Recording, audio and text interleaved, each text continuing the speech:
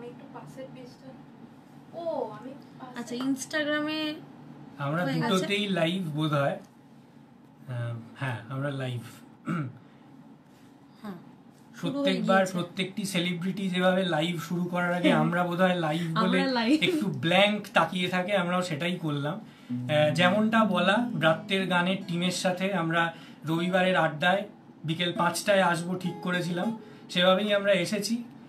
পুরো টিমকে তো আমরা পাইনি, আমরা একটু জায়গার সামান্য অভাবে পুরো টিমকে দেখতেও পাচ্ছি না, তাই মাঝে মধ্যে একটু ঘাড় ঘুরিয়ে হেলিয়ে আমরা একে অন্যের সাথে একটু আড্ডা মারবো। তো সেইটুকু অসুবিধে আমরা জানি, আপনারা যারাই দেখছেন বা দেখবেন তারা ওইটুকু অ্যাডজাস্ট করে নেবেন। টিম রাত্রের গানের সাথে জড়িত আমাদের সাথে এই মুহূর্তে রয়েছেন দুজন। সৃজনী ব্যানার্জিকে আমরা ভিডিওতে অভিনেতা অভিনেত্রীদের একজন, হ্যাঁ ওই তাদের মধ্যে একজন হচ্ছেন সৃজনী। আর ব্রাত্যের গান যার মস্তিষ্ক প্রসূত, সেই প্রিয়ম ঘোষালকেও আমরা পেয়েছি। প্রিয়ম ঘোষাল, যাকে ছাড়া কিছুই সম্ভব হতো না, এই গান জন্মই হতো না গানের, তাকে নিয়ে আজকে আমরা এই আড্ডাটা শুরু করছি। এরপরে আরও একজন যে এই পুরো প্রজেক্টটায় চক্ষুদান করেছেন, গৌতম হালদার অর্থাৎ শুভাশিস হালদার, তাকেও আমরা পাবো কিছুক্ষণের মধ্যেই, সেও চলেই আসবে। তো তার আগে আমরা আড্ডাটা শুরু করে দিতে চাই যেমনটা বলা। তো প্রথমে যেটা আমরা পুরোটাই ইনফর্মাল রাখবো, এটার মধ্যে তেমন কিছু, হ্যাঁ সেটা হচ্ছে যে এটা একটা খুব ইম্পর্টেন্ট একটা কথা আগে বলে রাখি, যে রূপদান করেছেন গানটাতে, ব্রাত্যের গানে প্রতীতি ঘোষাল, আমাদের সকলের প্রিয়, আমাদের প্রিয়মের বোন, আমাদের সকলেরই বোন আর কি, আমাদের বোন দিদি, যাই হোক দিদি, সে থাকতে পারছে না। আমরা অনেকেই রোববার হলেও অনেকেই আমরা কর্মব্যস্ত থাকি, বিভিন্ন কাজ থাকে, কমিটমেন্টস থাকে, যার ফলে সবসময় সব কিছুতে থাকা হয়ে ওঠে না। ও থাকলে আমরা খুব আনন্দ পেতাম, কিন্তু ওর উপস্থিতিটাই এতটাই ইম্প্যাক্টফুল যে আমরা সবসময় সেটা ফিল করি। ওকে সবসময় ফিজিক্যালি সামনে না পেলেও ওর বিভিন্ন পোস্টারে, বিভিন্ন অন্য ক্রিয়েটিভ কাজে ওর ইম্প্যাক্ট পাই। এবং আমরা সৃজনীকে জানি, আমরা মানভঞ্জনে আপনারা অভিনয় শুনেছেন ওর, সুধ এবং লবঙ্গর চরিত্রে, এর আগে সুচরিতা মজুমদারের চরিত্রে। প্রিয়মকে তো জানেনই, প্রায় প্রত্যেকটি গল্পে মুখ্য চরিত্রে প্রিয়মকে আমরা পাই। তো প্রিয়ম, সৃজনী, এই দুজন, আমাদের সাথে আরেকজনও আছেন সায়ন্তনী একটুখানি দেখিয়ে দে। ওকে আমরা পাই মিনুর চরিত্রে এবং আরো গিরিবালার চরিত্রে। তো দুর্ধর্ষ একজন অভিনেত্রী। তো এই কজনকে নিয়ে আমরা শুরু করছি আজকের আড্ডা। তো প্রিয়মের কাছে আসবো, সবার আগে প্রিয়মের কাছে আসবো। ব্রাত্যের গান, যেটা একদম বেসিক প্রশ্ন, সেটা হচ্ছে ব্রাত্যের গানের পুরো ভাবনাটা কোথা থেকে, কবে এলো, কিভাবে এলো এবং কিভাবে এটা জন্ম হলো আর কি, সেটা প্রিয়ম শুরু করার আগে। আচ্ছা, এই গল্পটা আমি বলতে বলতে আরেকটা টেকনিক্যাল কাজের ভার একটু আমাদের টেকনিক্যাল পার্সনকে দিয়ে দিই, যে সব সময় টেকনিক্যাল জিনিসগুলো মোটামুটি দেখে। সেটা হলো আমার প্রোফাইল থেকেও আমরা লাইভটা একটু জয়েন করিয়ে দিচ্ছি, তাহলে বেশি মানুষ আমাদের সঙ্গে জুড়তে পারবে। মানে আমরা চাই ব্রাত্যের গানের আড্ডায় অন্তত অনেক মানুষ থাকুন। আমি পাঠাতে পারিনি, খুঁজছিলাম, একটু দেখতো। তো ব্রাত্যের গানে আরো অনেক মানুষ জয়েন করুন এবং থাকুন সঙ্গে। আর আপনারা প্রত্যেকেই পারলে লাইভটাকে শেয়ার করুন, লাইভটা শেয়ার করুন, আরো মানুষের কাছে পৌঁছে অবশ্যই। তো ব্রাত্যের গানের শুরুর কথাটা বলতে গেলে একটু পেছনে যেতে হয়। সেটা হলো, এই গানটা যারা বিশেষ করে ভিডিওটা সহ গানটা ভিডিওটা দেখেছেন এবং গানটা শুনেছেন, তারা জানবেন যে 4টে চরিত্র আমি এখানে তুলে ধরবার চেষ্টা করেছি। 4টি মানুষ, এবং তাদের প্রত্যেকের ক্ষেত্রে যেটা একটা কমন ফ্যাক্টর, সেটা হলো মানসিক ভারসাম্যের কিঞ্চিত অভাববোধ, বা মানসিক ভারসাম্যহীনতা বলতে আমরা যা বুঝি তাই, কিন্তু বিভিন্ন জনের ক্ষেত্রে সেটা বিভিন্ন পার্সপেক্টিভ থেকে তার উৎসটা দেখা যাচ্ছে বিভিন্ন পার্সপেক্টিভে, এবং তারা সোশ্যালি বিভিন্ন ডাইমেনশনে বিলং করেন, তো সবাই ঠিক এক জায়গা থেকে আসছেন এমনটাও নয়। তো সেই ওভারঅল এই মানে মেন্টাল হেলথ, মানসিক গঠন ইত্যাদি সমস্ত এই বৃহত্তর ইস্যুটার মধ্যে থেকে কিছু কিছু ভাবনা যখন আমাকে হিট করে, সেগুলো একত্র হয়ে তারপর ব্রাত্যের গানের কনসেপ্ট আসে। তো আমার ছোটবেলার স্মৃতি আছে, আমার বোন যে গানটি গেয়েছে প্রতিটি, সে যখন ছোট এবং তাকে যিনি দেখাশুনো করতেন তিনি তাকে বিকেলবেলা নিয়ে বেড়াতে বেরোতেন। যখন বেড়াতে বেরোতেন তখন আমি যেখানে থাকতাম অগ্রদূত ক্লাব সংলগ্ন অঞ্চলে, সেখানে একজন ঘুরে বেড়াতেন, তাকে সবাই মীরা পাগলি বলতো। তো তার মানে যাকে নিয়ে ট্রিবিউটটা প্রথমে যার কথা লেখা আছে, হ্যাঁ, তার এবং নজর কাকা নামক এক ব্যক্তি, তার কথাও বলবো। মীরা পাগলি বলে যাকে বলা হতো, তিনি আমাদের মানে আমার সেই সময় দেখা, তার তখন বয়স ছিল কম করে 70, তাহলে অনুমান করতে পারি যে তিনি ডেফিনেটলি এখন পৃথিবীতে নেই। কবে কিভাবে তিনি গত হয়েছেন সে খবর আমরা কেউ জানি না। তো এই যে জানি না, তার আরো তো একটা বড় কারণ যে তার খবর কেউ রাখে না, ব্রাত্য হয়ে যাওয়া ওখান থেকে ব্যাপারটা আসছে। মানে তিনি ছিলেন একজন সাধারণ মধ্যবিত্ত বাঙালি পরিবারের একজন মহিলা, তারপরে কি করে তিনি এরকম একটা পর্যায়ে পৌঁছলেন যে ছেঁড়া কোনো শাড়ি পরে তিনি রাস্তায় রাস্তায় ঘুরছেন এবং তাকে লোকে ইট ছুটছে। তো এগুলো পেছনের অনেক কথা শোনা যায়, লোকে যা বলতো, কেউ বলতো যে বৌমা তাড়িয়ে দিয়েছে, কেউ বলতো ছেলে তাড়িয়ে দিয়েছে, ইত্যাদি ইত্যাদি।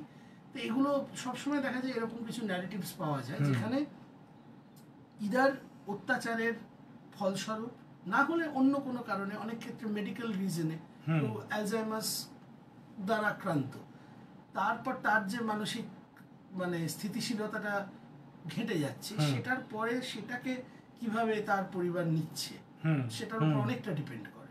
খুব সম্মানের সাথে তার বসবাস, এটাও যেমন দেখা যায়, তেমন দেখা যায় যে সে তার মতো ঘুরছে, ভুলে যাচ্ছে, বাড়ির রাস্তা ভুলে যাচ্ছে এবং বাড়ির লোকের কোনো পাত্তাই নেই। তারপরে একদিন দেখা গেল যে তাকে পাওয়া যায়নি, তারাও খোঁজ করেনি।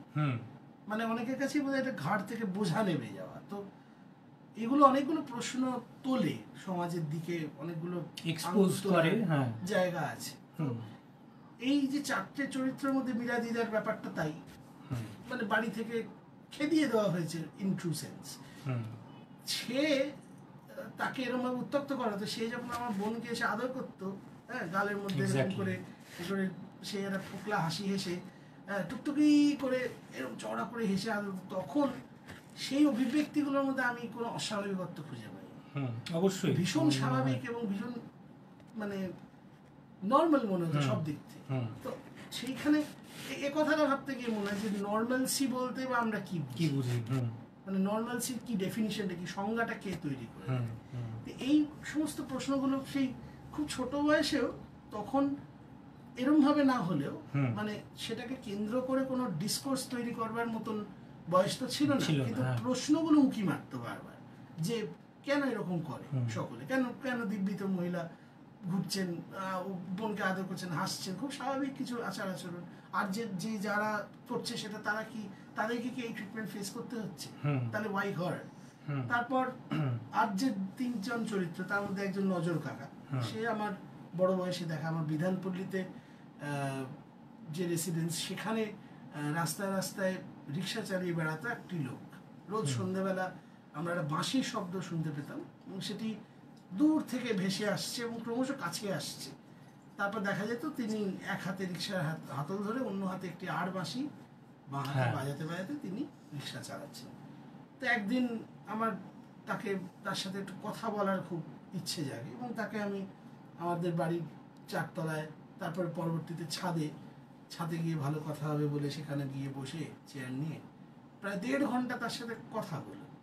এই কথোপকথনের মধ্যে অনেকগুলো অংশ ছিল যেখানে নজর কাকার উত্তর বা তার কথার মধ্যে অসঙ্গতি ছিল, কথা এদিক ওদিক চলে গেছে, হ্যাঁ, মানে পয়েন্ট থেকে সরে গেছেন। তারপরে এবং তার দৃষ্টি একটুখানি ঘোলাটে হয়ে অস্বাভাবিক। তারপরে তার আসল কারণটা পকেট থেকে একটা ছিলিমুখি মারছিল, বোঝা গেল যেটা আমরা দেখতে পাই। মানে ওখানে অ্যাকচুয়ালি আমি কোনোটাই মানে দেয়ার ওয়াজ নাথিং ফিকশন, সবটাই সবকিছু দেখা মানে একদম সচক্ষে দেখা বা করার একটা ব্যাপার ছিল সেখানে। তো সে তারপরে মানে সে বললে আমি ওই রাত্রেবেলা একটুখানি বাবার সেবা করি আর 30 টাকার দুধ খাই আর আমি ভাড়া মারি না। তো সে ভাড়া মারত ওইটুকুর জন্য এবং সেটা তার subsistence and luxury both at the same time. Because luxury because ওই দুধটা তার সাবসিস্টেন্স আর বাবার সেবাটা তার luxury, because that sort of gave him an escape from the harsh reality that he was abandoned. তার ব্রাত্য হয়ে যাওয়াটা সে নিজে বুঝতে পারত এবং সেটা শুধু তার মানে চলে যাওয়া, তাকে ছেড়ে চলে যাওয়া তার বউয়ের কাছে নয়, সামগ্রিকভাবে আশপাশের সমাজ থেকে সে নিজেকে ডিটাচ করতে করতে এমন একটা জায়গায় চলে গেছে যে তার আর কাউকে লাগতো না। ওই বউয়ের ছবিটা পকেটে নিয়ে ঘুরতো আর বাবার সেবায় সেইখানে সে কোন জগতে থাকতো সেটা সেই একমাত্র বলতে পারে। উষা মাঠে এক ধারে বসে সেখানে সে নদী খুঁজছে, সেখানে সে সূর্যাস্ত খুঁজছে এবং বউয়ের সাথে সে গল্প করছে। ফলে মানে সেই দিনকে মানে সে চলে যাওয়ার বহুক্ষণ পর অবধি মানে আমি ছাদ থেকেই নামতে পারিনি, ভাবছি তখন থেকে বসেছে কি হলো, মানে এটা কাকে দেখলাম, এবং ওটা আমাকে বহুদিন অবধি হন্ট করেছে। তারপরে এ পাড়াতে, অর্থাৎ এটা আমার দিদার বাড়ি, আমার মামা বাড়ি, ছোটবেলাটা এখানেই কেটেছে। এটাই পাস এন্টারটেইনমেন্টের আনঅফিশিয়াল অফিস, আনঅফিশিয়াল এখানেই সমস্ত কাজ করে। মেজালাইন ফ্লোরে আমরা এখানে ইনফ্যাক্ট প্রসঙ্গত বলা দরকার যে এই ঘরটা আমার দাদু স্বর্গীয় শ্রী সোমেন ঘোষের it use to B study, এবং আগামী যে গানটি আসতে চলেছে গান গল্প পরের মাসে পুরোটাই কিন্তু দাদুর রচনা। তো কারণটা বলতে হচ্ছে যে আগামী মাসটা আসলে দাদুর জন্মদিন, দাদুর 11ই জুলাই, আমার দিদিমার জন্মদিন 21শে জুলাই এবং দাদু আর দিদিমার বিবাহ বার্ষিকী হচ্ছে 29শে জুলাই। জুলাই মাসটা এরকম সাজে সাজে রব আমাদের পারিবারিক দিক থেকে, এবং সেই কারণেই একটা সেন্টিমেন্ট থেকে ওই জুলাই মাসটা দাদু গান আসছে, গল্প আসছে। মে মাসটা যেমন আমরা রবীন্দ্রনাথের জন্য রেখেছি, অগাস্ট মাসটা রবীন্দ্রনাথের জন্য রেখেছি, সেরকম জুলাই মাসটা আমি আমার দাদুর জন্য ভেবেছি। তো এরকম আর কি ব্যাপার, কিন্তু আফসোস এটাই যে সেটা তিনি থাকতে থাকতে কোনোদিনই করতে পারলাম না। দুজনেই দাদু, হ্যাঁ, বড় দাদু ছোট দাদু। এইসব কথা বলার জন্য আমরা কিন্তু মার খেতে পারি। তবে কেউ ভাববেন না যে এখানে কোনো ডিসরেসপেক্ট, এটা আসলে বড় দাদু বলে রবীন্দ্রনাথকে সম্বোধন করা মানে অনেক বেশি কাছে টেনে নিলাম, তো প্লিজ মিসইন্টারপ্রেট করবেন না। দাদু ডাকটা আসলে এটা একেবারেই বাঙালির এমনি সমাজে একটু কাছে টেনে নেওয়া, রবীন্দ্রনাথকে আমরা এভাবেই নিজেদের চিন্তনে মননে ভাবি আর বসিয়েছি।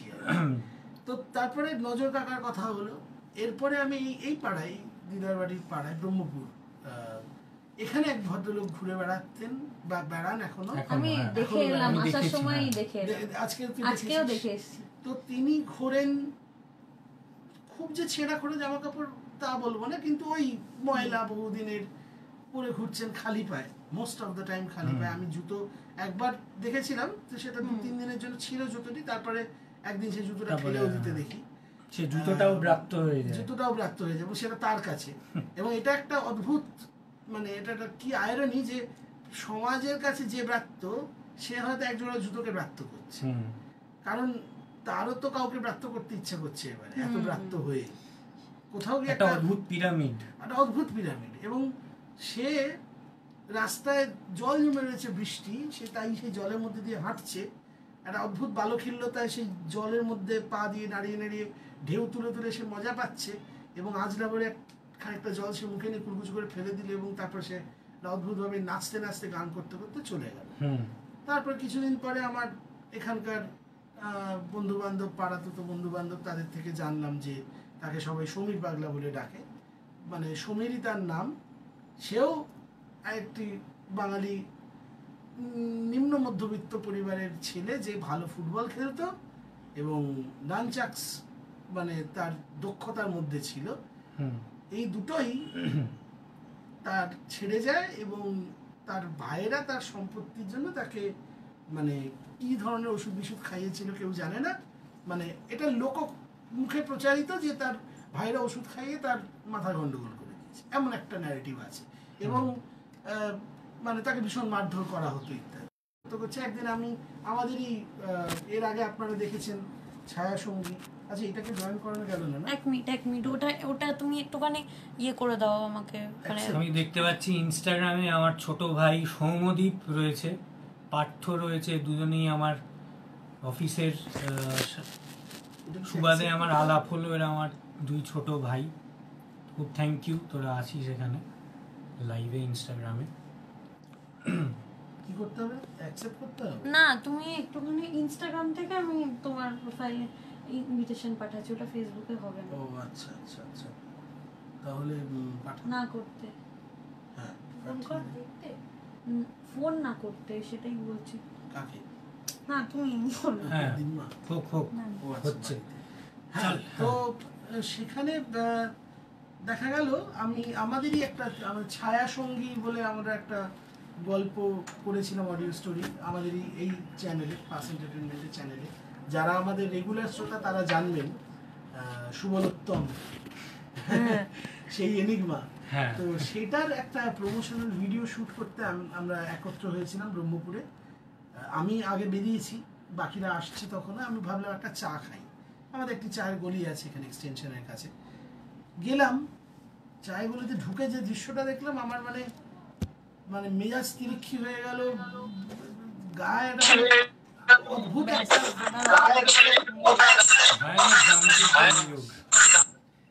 ঠিক আছে কমাতে হলো। হ্যাঁ এটা তো এবার ঠিক আমরা তো স্প্লিট হয়ে গেল না? প্যারালাল ইউনিভার্সে আমরা দেখা যাচ্ছে। ঠিক আছে থাকুক। এটা ক্যামেরা অফ রাখি না, ক্যামেরা অন থাক, ক্যামেরা অন থাক। ঠিক আছে, এটা বেটার না? আচ্ছা, সৌম্যদীপ একটা কোয়েশ্চেন করেছে ব্রাত্যের গানে। সৌম্যদীপ আমার ভাই বলে রাখি, খুব খুব ভীষণ কৃতি ছাত্র এবং ভীষণ ভালো একটি ছেলে। পাস সম্পর্কে মানে প্রত্যেকটা গান গল্প মন দিয়ে করে শোনে, আলোচনা করে আমার সাথে, এবং প্রচণ্ড শৈল্পিক বুদ্ধিটা খুব তুখর। এবং ও হয়তো কিছুদিন পরে পাশের একটি অংশ হবে, সেটা নিয়ে আমাদের গতকাল কথাই হচ্ছিল। তো ব্রাত্যের গানে তোমাদের সব থেকে প্রিয়, আমি একটু প্রিয়মকে ইন্টারাপ্ট করলাম, ব্রাত্যের গানে তোমাদের সব থেকে প্রিয় সিন কোনটা ও জিজ্ঞেস করছে। সিন তাহলে অ্যাকচুয়ালি আমি এখন যেটা বলতে যাচ্ছিলাম ওটা আমার প্রিয় সিন সবচেয়ে বেশি প্রাথমিকভাবে ছিল, তার কারণ ওটার কারণে ব্রাত্যের গান তৈরি বলা যায়। আমি ওই চায়ের গলিতে ঢুকতে গিয়ে দেখলাম সেই সমীরদা দাঁড়িয়ে রয়েছে জোর হাতে, এবং কতগুলো লোক ভুঁড়ি বের করে গলায় গামছা দিয়ে হাতে একটা বাঁশ নিয়ে দাঁড়িয়ে তাকে নিয়ে, যেটাকে আমরা পাতি ভাষায় খিল্লি করা বলে থাকি, অসম্ভব সেইভাবে তাকে অপদস্থ করা হচ্ছে, সকলের সামনে মক করা হচ্ছে, এবং হাতে একটি বাঁশ নিয়ে তাকে বারংবার মাটিতে বাঁশটা ঠুকে তার দিকে উঁচিয়ে ভয় দেখানো হচ্ছে এবং গান গাইতে বলা হচ্ছে। সমীরদা একবার করে হাত জোড় করছে, একবার করে গান গাইছে, তারপর আবার হাত জোড় করছে। এই দৃশ্যটি দেখার পর আমার প্রচণ্ড মাথা গরম হয়ে যায়। আমি গিয়ে তাদের সাথে চেঁচামেচি, এবং সেটা প্রায় হাতাহাতির পর্যায়ে পৌঁছাতে যায় এরকম, বাঁশটা কেড়ে নিয়ে টেনে ছুঁড়ে ফেলে দিই এবং সমীরদাকে হাত ধরে নিয়ে চলে আসি। এবং সমীরদা তখন আমাকে মানে তার মধ্যে কী সব ভুল বকছিল, যেরকম কারোর সাথে একটা কথা বলে, বলতে বলতে হঠাৎ আমার দিকে তাকে বলে উফ বাঁচালে, তারপর বললো যে একটা বিড়ি দাও। তো একটা অদ্ভুত কালারফুল মানে কিভাবে চিন্তাটা ফ্লো করছে এটা ধরা শক্ত, কিন্তু এটুকু স্পষ্ট যে কিছু সফট ইমোশনে রেসপন্ড করার ক্ষমতা তারও আছে অবশ্যই। এবং সেটা পেয়ে সে খুব শান্ত গলায় বিড়িটা ধরিয়ে বলল ভালো আছো।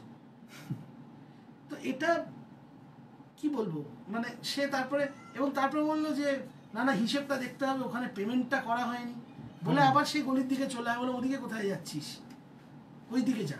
তা ঠিক উল্টো দিক দেখি, না পেমেন্টটা করতে হবে, তো সে তো দোকানটা ওদিকে, কোথায় চলে ও ওদিকে না বলে উল্টো দিকে হাঁটা লাগলো।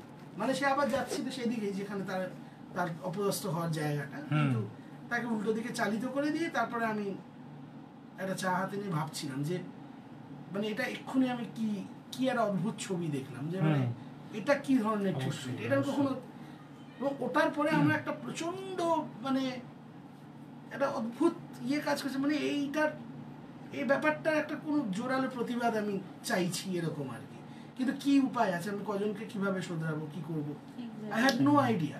তারপর আরেকটা ঘটনা বলি যে একবার ছড়ে কেটে গেছে, একটু ইন্টারাপ্ট করে বলছি, ইপসা ঘোষাল হ্যাঁ ফেসবুকে দিদিকে, কমেন্ট করেছে, ইপসা ঘোষাল আমাদের দিদি, খুব থ্যাংক ইউ, আমি বলতেই যাচ্ছিলাম, থ্যাংক ইউ ছোটি ভাই, হ্যাঁ থ্যাংক ইউ সো মাচ, এবং তোমাদের সাপোর্টেই হ্যাঁ এটাই ভালো লাগছে। হ্যাঁ এবারে চতুর্থ ক্যারেক্টারের কথায় আসি। হ্যাঁ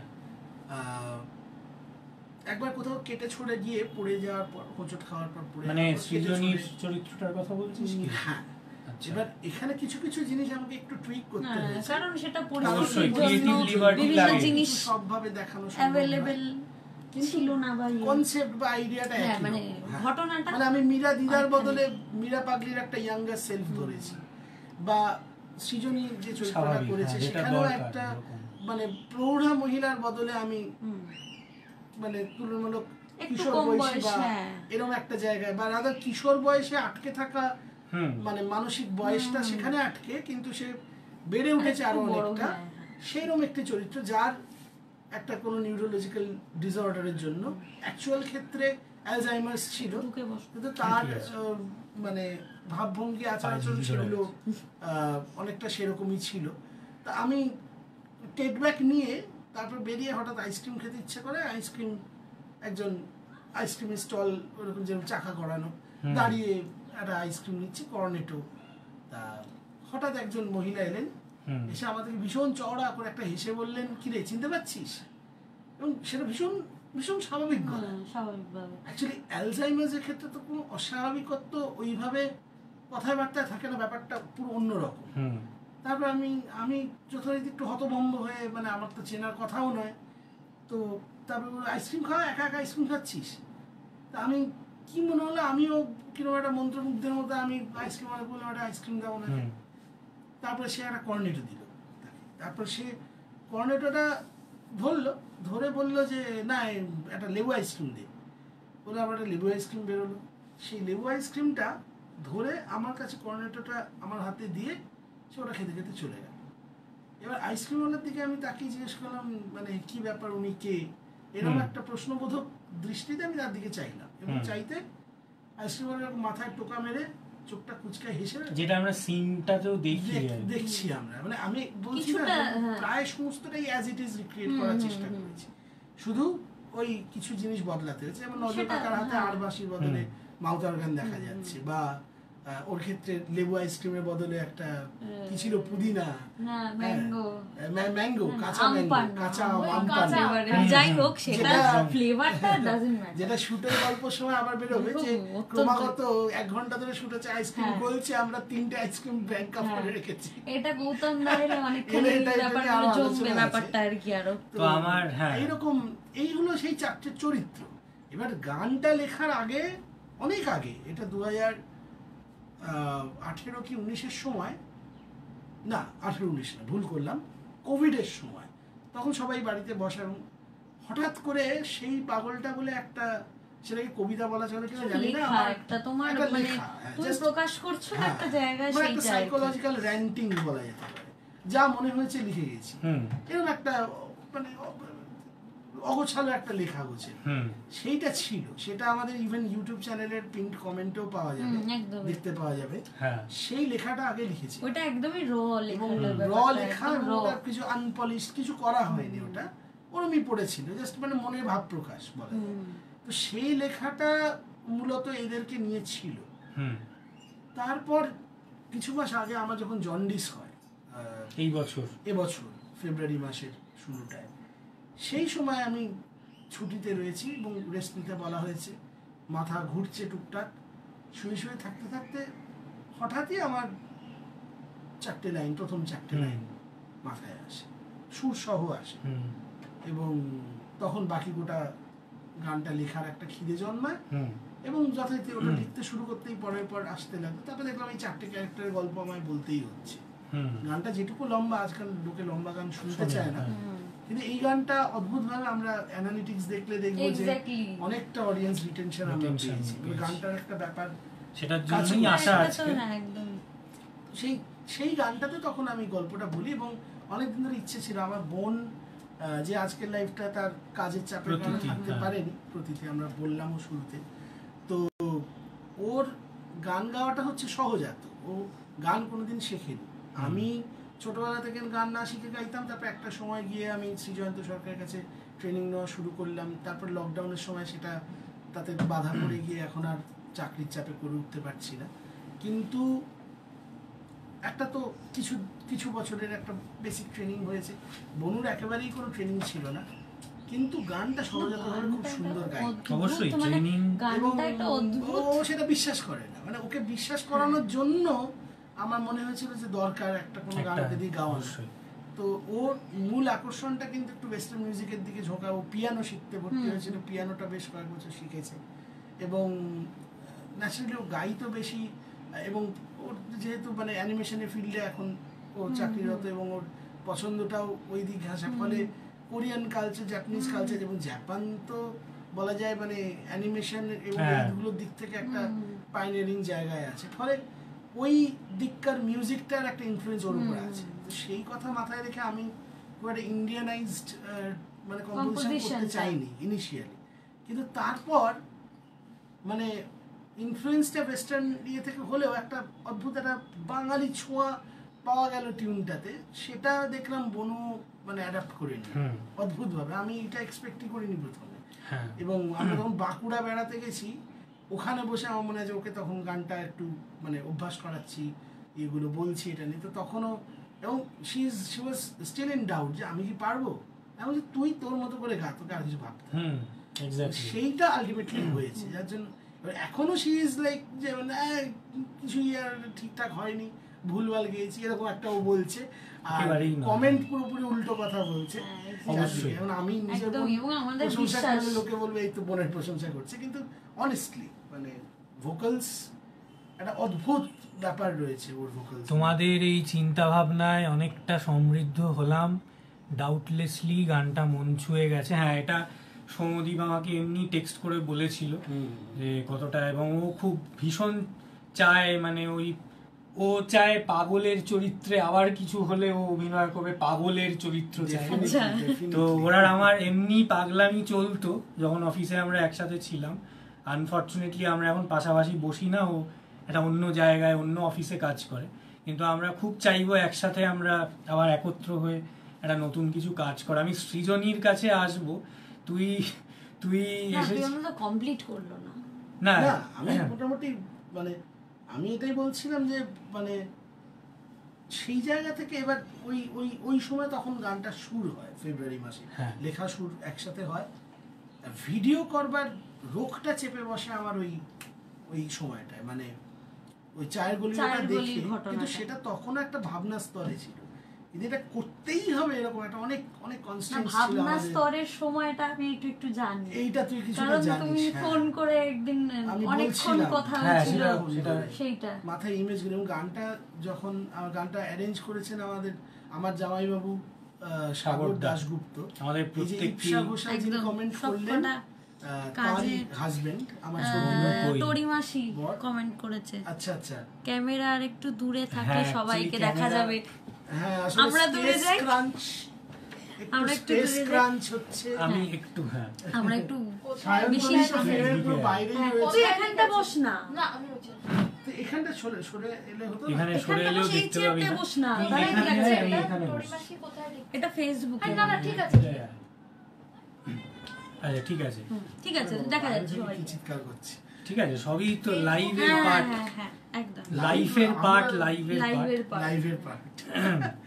তো সেই জন্য সেই সময়টা তখন মানে গানটা যখন এবার সাগরদা ট্র্যাকটা অ্যারেঞ্জ করলো, তারপর আমি শুনলাম, গিয়ে তারপর ডাবিং হলো, এবার যখন মিক্স হলো আই গট ইমোশনাল, আমি বেরিয়েছি। বনু কই বুথ থেকে লিখছে, বনু আজকে একটু কাজের চাপে থাকতে পারেনি, হ্যাঁ, অর্থাৎ বাকি শ্রোতাদের বলেছি সে কাজের চাপে একটু জর্জরিত, ফলে লাইভে থাকার অবকাশ তার নেই, তো আমরা তার খুবই কাজের চাইছিলাম ধরনটাও হ্যাঁ প্রতিদিদিকে। ডেফিনেটলি। এবং আমরা শুধু না, আমার কর্মক্ষেত্রে সমস্ত কলিগরা মানে গায়িকার মুখ দেখার জন্য একদমই ভীষণ আর ও একটু ক্যামেরা শাইও বটে, কিন্তু আজকেরটা কাজের চাপের জন্য মানে আজকে থাকাটা খুব দরকার ছিল, বাট হয়ে উঠলো না। কমিউনিটি পোস্টটা যদি যেটা আমাদের চ্যানেল থেকে করা হয়েছে ওখানে যারা পোস্টটাই ছিল দেখতে পায়। আচ্ছা স্যার লিখেছেন, স্যারের লেখাটা একটু হ্যাঁ আচ্ছা স্যার লিখেছেন মানে ইন্দ্রজিৎ বাবু লিখেছেন, আজ নেমন্তন্ন যেতে হবে একটা, অনিচ্ছা সত্ত্বেও আমি এদিকে নেমন্তন্ন বাড়ি যেতে খুব একটা পটু নই, তবে এদিকে মাঝে মাঝে এটাও দেখছি, এদিকে তৈরি হচ্ছে, জামা কাপড় ইস্ত্রি করছি, তো অসাধারণ কাজ, অনেক অভিনন্দন। এবং স্যার দেখছেন, স্যারের কথাটা বলছেন, বাকিটা পড়ে নি। অসাধারণ কাজ, অনেক অভিনন্দন, এবং আমি অনেক শিখেছি পাস এন্টারটেইনমেন্টের সাথে কাজ করে, এবং আরো শিখতে পারবো হয়তো। অনেক অনেক অভিনন্দন সবাইকে। আরে বাবা, দারুণ ব্যাপার একটা। বরং আমরা আপনার সঙ্গে সত্যি তাই আবার মানে আমার আবার যোগাযোগ, কারণ ইন্দ্রজিৎ স্যার আমার স্কুলের মানে পুরনো স্কুলের বিডি মেমোরিয়ালে যখন আমি পড়তাম 6 থেকে 10 ওই সময়টা, সেই সময়ের আমার স্যার বটে, কিন্তু ওনার ক্লাস আমি ডিরেক্টলি কখনো পাইনি, কারণ আমাদের ফিজিক্স ক্লাস অন্য কেউ নিতেন, কিন্তু স্যারকে আমি চিনতাম, স্যার আমাকে চিনতেন, এই ঘটনাটা ছিল আর কি। তো তারপরে এই রিসেন্টলি আমরা একসাথে কাজ করতে গিয়ে মানে স্যারের সাথে আবার দেখা সাক্ষাতের একটা সম্ভাবনা তৈরি হলো, এবং রেগুলার এখন দেখা সাক্ষাৎ হচ্ছে, এবং স্যারকে ছাড়া আমরা ভাবতেও পারি না। স্যারকে আপনারা যারা গল্পগুলো শোনেন, স্যারকে মানভঞ্জনের গল্প কথক, ইন্দ্রজিৎ সরকারের সাইলেন্সারে ইন্দ্রজিৎ সরকারের চরিত্রে যেখানে সৃজনীয় আছে, দুজনের 1-to-1 কনভারসেশন আছে, সেইখানে আপনারা শুনতে পাবেন এবং টিজারে দেখতে পাবেন, এবং আরো কিছু কাজ হয়ে রয়েছে, সেগুলো আসছে একদম, সেখানে আপনারা আরো দারুণ দারুণ চমক আসছে। ভিডিওটা সকলে আরো বেশি বেশি করে শেয়ার করুন, কমেন্ট করুন, লাইক করুন, হ্যাঁ সেটা সবার কাছে পৌঁছে দিন আর কি। আচ্ছা, আমি একটু পৌঁছে যাই সৃজনীর কাছে। প্রিয়মের অসাধারণ কথন, সেটা শুনতে শুনতে একটুখানি জমে গিয়েছিলাম, আর একটু একটু জল খেয়ে নে।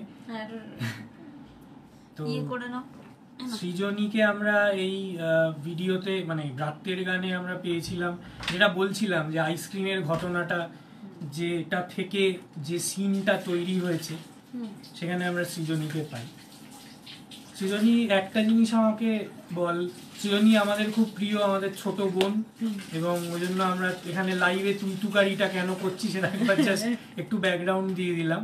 সেটা হচ্ছে যে সৃজনী আমাকে বল যে তোর এই যে একটা সিন প্রচন্ড ইম্প্যাক্ট ফেলেছিস, মানে আমার খুব, আমি যদি খুব সেটা সত্যি যে আমি যেটুকু দেখেছি সকলকে খুব ভালো লেগেছে, তোর সিনটাও প্রচন্ড ইম্প্যাক্টফুল, এবং ওই একটা এক্সপ্রেশন যে আইসক্রিমটা নিয়ে আকাশের দিকে তাকিয়ে একটা অদ্ভুত জয়ের আনন্দ, এটা এই অভিনয়টা করবার জন্য যে গভীরতাটা লাগে, এটা সকলের সবসময় থাকে না। এবং আমি জানি প্রিয়ম খুব ভেবে এই চয়নটা করেছিল যে এই চরিত্রে তোকে ভাবা বা কিন্তু তাছাড়াও আমার মনে হয় এটা তো তোর সহজাত, এত সুন্দর স্পন্টিনিটি এটা তোর সহজাত, সেটা আমি অভিনয়ের ক্ষেত্রেও দেখেছি। কিন্তু যাই হোক, তুই যেমনই বল, কিন্তু বিষয়টা হচ্ছে যে যখন প্রিয়ম বলেছিল, এবং তুই প্রিয়মের এই যে এই ব্রাত্যের গান তৈরির জার্নির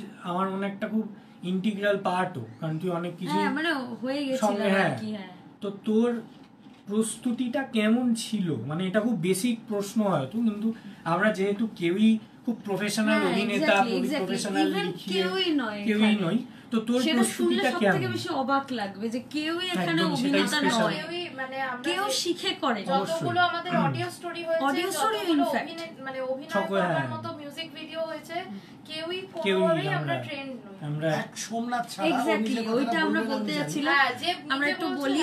সেটা হচ্ছে অডিও স্টোরিতে একটা খুব মানে একেবারে মুখ্য ভূমিকা পালন করে হচ্ছে সোমনাথ দা, তো ওটা হ্যাঁ পরিচালনা করা থেকে শুরু করে আমাদের ট্রেনিং দেওয়া মানে ট্রেনিং দেওয়া ইত্যাদি ইত্যাদি সারাক্ষণ স্টুডিওতে পড়ে থেকে এইসব অনেক ব্যাপার স্যাপার আমাদের দারুণ মজা হয় অডিও স্টোরি রেকর্ডিং এ সেটা হবে অন্যদিন হ্যাঁ এক্স্যাক্টলি একটু স্বাদ পেতে চাইলে আমাদের শর্টস এর মধ্যে বিটিএস গুলো একদম একদম দেখা চলতে একটু ইন্টারাপ্ট করছি তনুশ্রী ব্যানার্জি কমেন্ট করেছে খুব ভালো লাগছে ও করেছে কাকিমা শিল্পীদের অনেক ভালোবাসা এবং যারা অভিনয় করেছেন তারা খুব ভালো করেছেন অবশ্যই অবশ্যই তার মধ্যে অবশ্যই আমাদের সৃজনী রয়েছে এবং সৃজনীকে যে প্রশ্নটা সৃজনী অভিনয়ের থেকেও আমি বলবো অভিনয়ের থেকেও পুরো ব্যাপারটাতে মানে এখানে অভিনয়ের অংশটা ছিল এটা প্রত্যক্ষভাবে ব্যাপারটা ঠিক আছে সবই বুঝলাম কিন্তু এই রাতের গানের একদম শুরুর দিক থেকে মানে যখন প্রিয়মদা ভেবেছে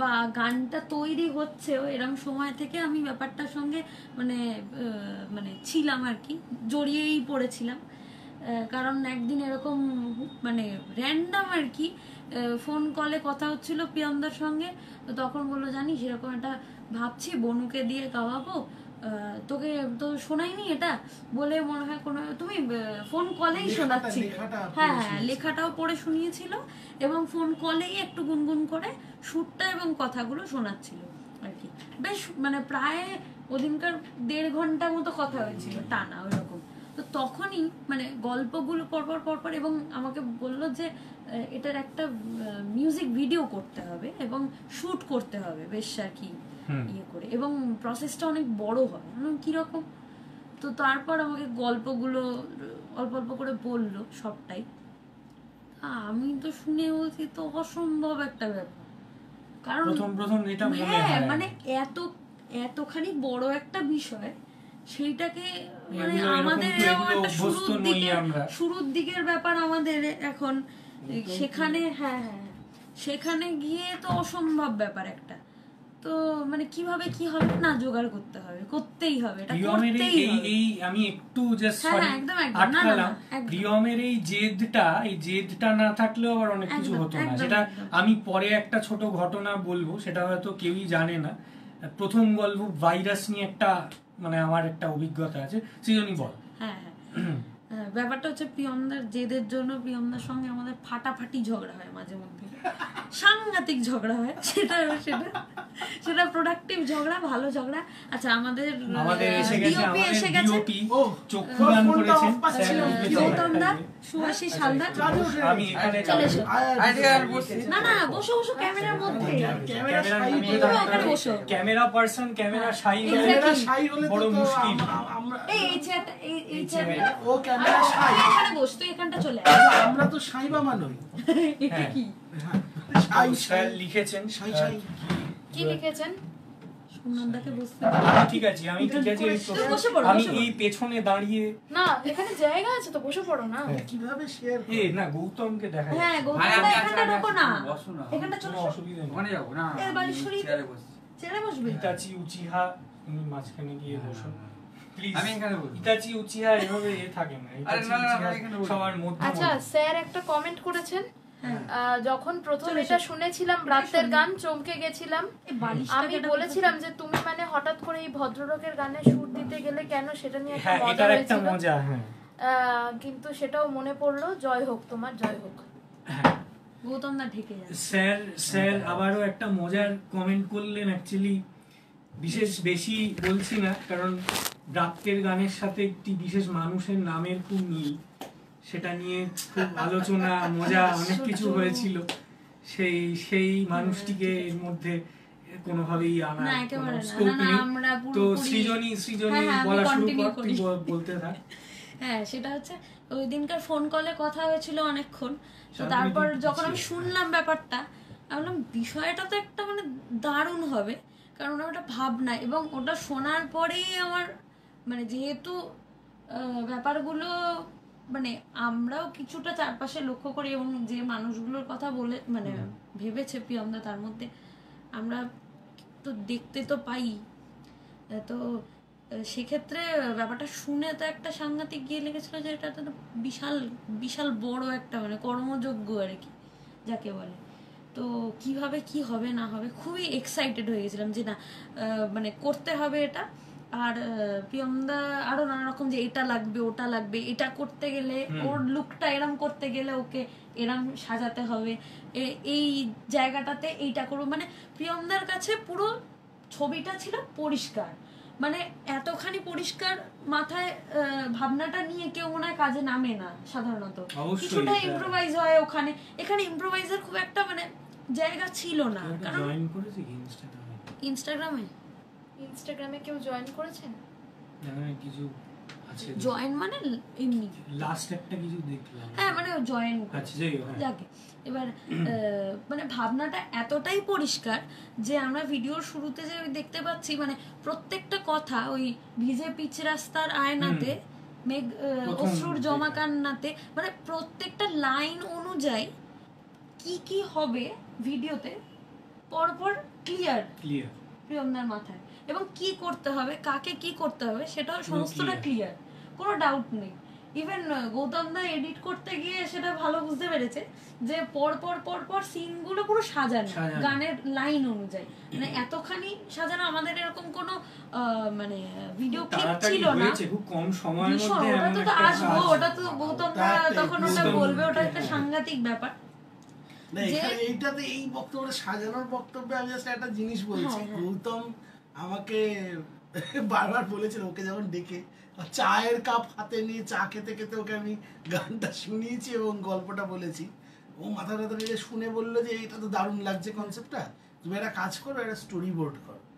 এইবারে পড়লাম আমি বিপাকে, আমি স্টোরি বোর্ড একদম লিখতে হয় কিভাবে আমার কোনো ধারণা নেই, কারণ সোমনাথ বলবে না নিজের মুখে, ওর কিন্তু ফিল্ম নিয়ে মানে বিস্তর পড়াশোনা আছে, সিনেমা নিয়ে পড়াশোনা আছে, খুব ইন্টেলেকচুয়াল মানুষদেরকে ধারণ করে পাস এন্টারটেইনমেন্টের ন্যারেশন টিমে, এখন তো ন্যারেশনও একটা দুর্ধর্ষ ট্রেনিং এর মধ্যে 20-25 জিবি বুদ্ধিজীবী, আমাদের পাস এন্টারটেইনমেন্টে যারা পিছন দিকে আছেন এনারা হচ্ছেন বুদ্ধিজীবী একদম। তো এইরকম একটা অবস্থা, তো ও আমাকে বললো স্টোরি বোর্ডটা করো, আমি স্টোরি বোর্ড কিছু জানি না, আমি স্টোরি বোর্ড পারি না, পুরোটা আমার মাথার মধ্যে আছে, তুই চলে আমি করে নেবো। তো সেই অনুযায়ী এবার সৃজনী বলেছিল যে অসম্ভব প্রিয়মদা একদিনে হবে না, মানে ওটা বলছি সেটা হচ্ছে প্রথমে কথা হয়েছিল 2 দিন, তো একদম অনেস্টলি সত্যি কথা বলতে আমাদের আমরা খুবই গরিব আর কি, তো এটা বলতে কোনো দ্বিধা নেই। হ্যাঁ একদম আমাদের খুবই তো সেই জন্য আর কি ব্যাপারটা প্রিয়মদা মানে 2 দিনে কথা ছিল যে এবার সবাই মেন ব্যাপারটা হচ্ছে বাকি কোথায় কাকে কাস্ট করা হবে, এইটার সময় একটা অদ্ভুত জিনিস হয়েছে, সেটা হচ্ছে কিছু জনের কাস্টিংটা প্রিয়মদার মাথায় ক্লিয়ার ছিল যে এটা করবে, এবার তাকে ঠিক আছে হচ্ছে তো ব্যাপারটা, হ্যাঁ তো আমাকে বললো যে 2 দিনে করা যাবে না, লেখো খাতা পেন নিয়ে লেখো, এরকম ভাবে হবে না, জিনিসপত্র অনেক কিছু কিনতে হবে, জোগাড় করতে হবে, এইসব নানান রকম কস্টিং। আচ্ছা চলো হচ্ছে আচ্ছা দুটো কমেন্ট আমরা একটু পড়ে নেব। সেটা হচ্ছে সত্যজিৎ কমেন্ট করেছে, অনেকদিন পর এত ইউনিক একটা গান শুনলাম, সব থেকে ভালো লাগলো যে মানুষদের আমরা অবহেলা করি প্রতিনিয়ত, তাদের কথা তোমরা ভেবেছো, যাদের খবর অনেক সময় কেউ নিতে চায় না, তাদের খবর তোমরা এই গানটার মাধ্যমে সকল দর্শকের কাছে পৌঁছে দিয়েছো। অনেক অনেক গুড উইশেস পাস এন্টারটেইনমেন্টের জন্য, সকলকে অনেক অনেক শ্রদ্ধা ও ভালোবাসা, and hats off to Priyam ঘোষালদা। Thank you Satyajit, thank you. Satyajit সম্পর্কে সেইখানে বলা দরকার, সত্যজিৎ এখন এই লাইভটা কমেন্ট করছে, খুব শিগগিরই পরে একটা কোনো লাইভে আমরা পরে থাকবে, কারণ আমাদের আগামী প্রজেক্ট কিন্তু সত্যজিতের কণ্ঠে একদম গান কেন যে তোমারে, সেটা এবং সেই গানটা রচয়িতা যেরকম আমরা বললাম যে আমরা জুলাই স্বর্গীয় সোমেন ঘোষ, এর প্রমোশনাল ভিডিও এবং আরেকটা হচ্ছে বিহাইন্ড দ্য সিন অলরেডি বেরিয়ে গেছে আমাদের চ্যানেলে, প্লাস আমাদের ফেসবুক পেজ যেখান থেকে লাইভ হচ্ছে তার রিল সেকশনে আছে, আপনারা দেখবেন। আর সত্যজিৎকে নতুন করে ইন্ট্রোডিউস করতে লাগেই না, তো মানে আমাদের এই লাইফটাতে সত্যজিৎ দেবরায়ের দিয়ে সত্যজিৎ দেবরায়ের কমেন্ট সত্যি মানে কমেন্টটা এখানে বিরাট একটা ব্যাপার। থ্যাংক ইউ সত্যজিৎ, তুই লাইভটা দেখছিস, সেটা দেখে খুব ভালো লাগছে। একদম একদম খুব ভালো লাগলো। আচ্ছা, ইপসা দিয়ে আরেকটা কমেন্ট করেছে সায়ন্তনী, আমি কিন্তু তোর রবীন্দ্রসঙ্গীতের খুব বড় ফ্যান, খুব মন দিয়ে গানটা করিস তুই। এই বাবা, সোমনাথের ভয়েস অসাধারণ অডিও স্টোরিতে। আর ভাইয়ের কথা, বালতি বালতি ট্যালেন্ট নিয়ে বসে আছে এখানে। আচ্ছা, আর অডিও স্টোরিতে সোমনাথদার কথা লিখেছে যে সোমনাথের ভয়েস অসাধারণ, আর ভাইয়ের কথা কি বলবো, he is brilliant from childhood. হ্যাঁ, সেটা অবশ্যই আমরা সকলেই মানি। এই সমস্ত। আচ্ছা, আমি একটু গৌতমের কাছে আসবো। সৃজনী অনেকবার আটকে গেল উত্তর দিতে গিয়ে, অনেক রকম বলেছে বেচারি। তা আমি একটু গৌতমের কাছে আসি। গৌতম একটু জলটা খেয়ে নিয়ে মানে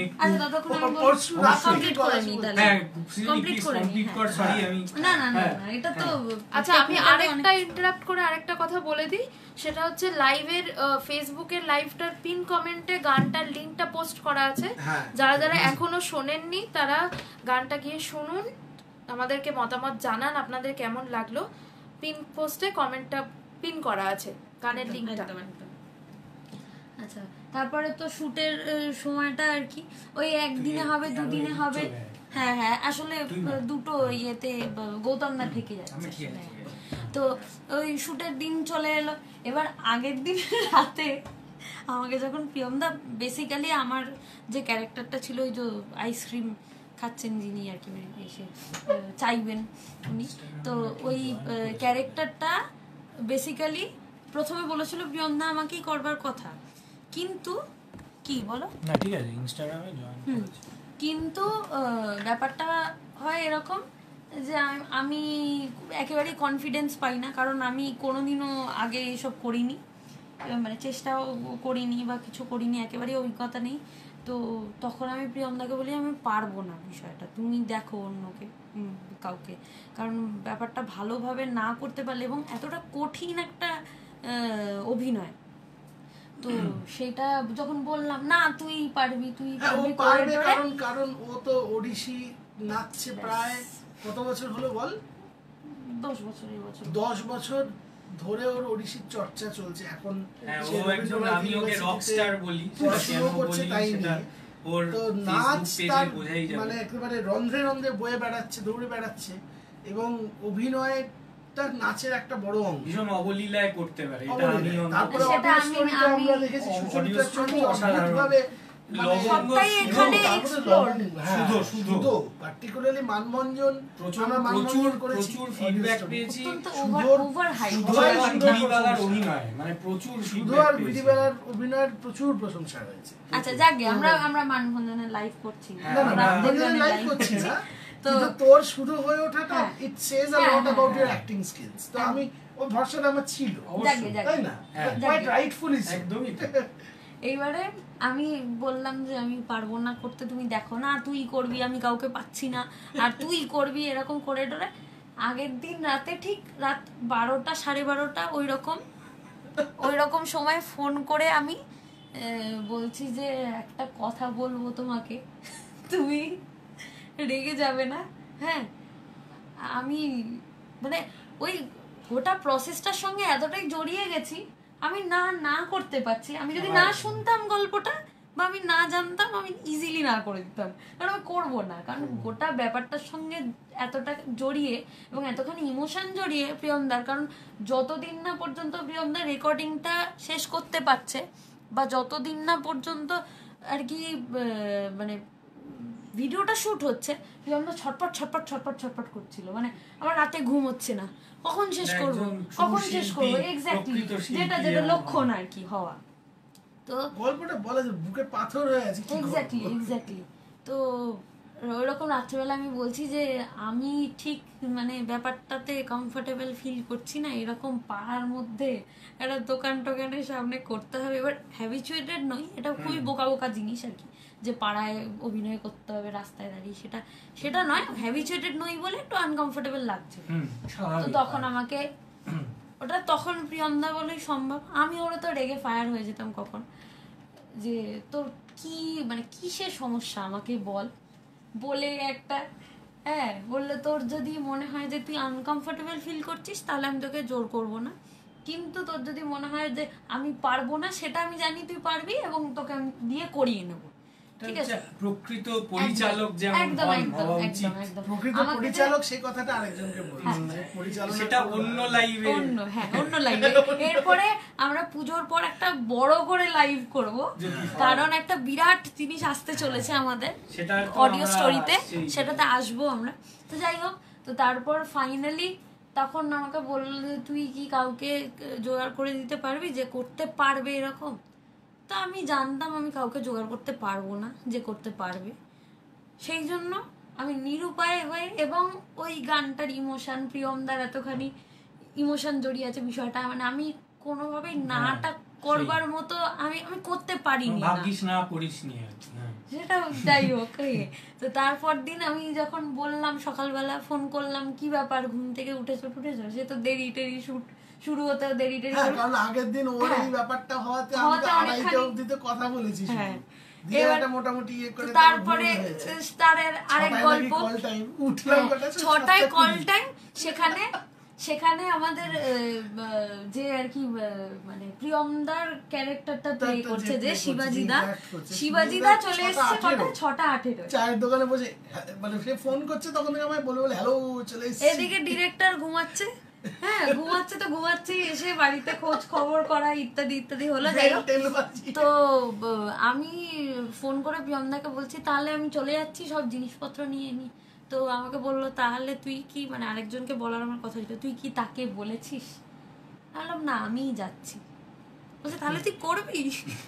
আমি বললাম যে আমি তো না করার আমার তো কোনো উপায় নেই, নিরুপায় হয়ে গেছি। তারপর তো সারাদিন শুট টুটের ব্যাপার হলো, জিনিসপত্রের ব্যাপারটা বলা ভালো, মানে মেকআপের দায়িত্বটা যেহেতু সৃজনী নিয়েছিল, ওখানেও আমরা বাজেট কনস্ট্রেন্টস বাঁচাতে মানে আমাকে যখন বললো যে মেকআপ করতে হবে, পাগলের মেকআপ করতে হবে, আমি বললাম হোয়াট, মানে কি করে সম্ভব এটা, মানে আমি পারবোই না, কিভাবে পারবো? তবে এটা কিছু করে হয়ে গেছে সব মিলিয়ে ঝুলিয়ে। এবারে একদম এইবার শুটের কথা আসবো, গৌতম দা সেই প্রসঙ্গে পরপর আর কি ব্যাপারগুলো অভিজ্ঞতাটা বলুন। না, গৌতমকে অভিজ্ঞতা তো বলতে বলবো, প্লাস আরেকটা জিনিসও বলতে বলবো, সেটা হচ্ছে সাধারণত গৌতম তো অনেকগুলো দুর্ধর্ষ কাজ পাস এন্টারটেইনমেন্টের মহাকাশে একটু ইন্টারাপ্ট করি, গৌতম দা হচ্ছে পাস এন্টারটেইনমেন্টের একদম মানে শুরুর সময়ের লোক, একদম মানে আমরা নেই তখন, কোথায় 2020 অনেক আগে, গৌতম তখন ছোট, এক্স্যাক্টলি গৌতম তো বড় হয়ে গেল পাস এন্টারটেইনমেন্টে। বিষয়টা হলো যে মানে আমরা সাধারণত মায়ের মুখে বা মায়ের শরীরে যখন প্রাণ প্রতিষ্ঠা করি সেটা চক্ষু দান করেই করি। তো পাস এন্টারটেইনমেন্টের মূলত যে প্রাণ প্রতিষ্ঠাটা, যে চক্ষু দান করাটা, যে কোনো আইডিয়াকে আমরা ভিজুয়ালাইজ করতে যে সাহায্য করেন, সেটা হচ্ছে গৌতম।